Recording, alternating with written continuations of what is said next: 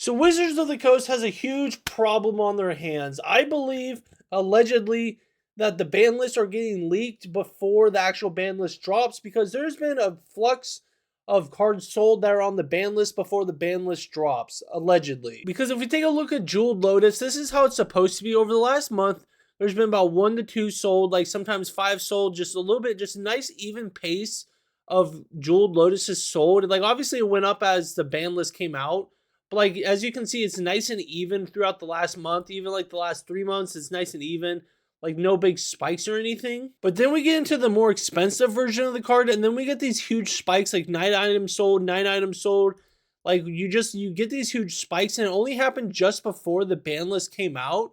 Which I'm not saying that there's someone on the committee that is like selling their cards or anything. That's not what I'm alleging. I'm just saying it's weird that so many would get sold right away just in such close timing to the ban list, because like no one can predict the ban list. No one can predict if the prices are going to go up or down or whatnot.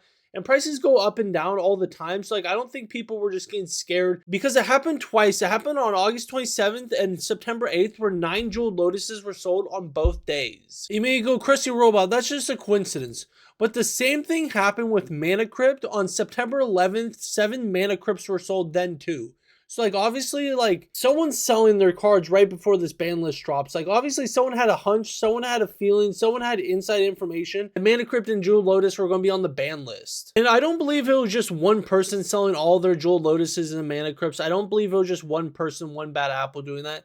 I think it was more likely, allegedly, that someone told their buddies like, hey, you might want to get rid of your Jeweled Lotus. Hey, you might want to get rid of your Mana Crypt. I think that's more likely what happened, like telling their magic group, telling their pod that like they may want to get rid of their cards just because like just like kind of looking out for them.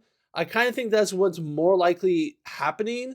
I don't think it's like some big conspiracy that like there's one person selling all their cards all at once, like some pump and dump scheme.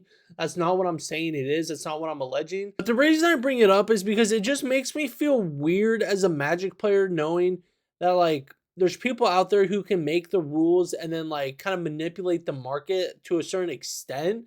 Because like sure, it's not hundreds of cards flooding the market. Sure, it's not thousands of cards like changing everything that's going on and everything. Sure, it's not thousands of dollars even.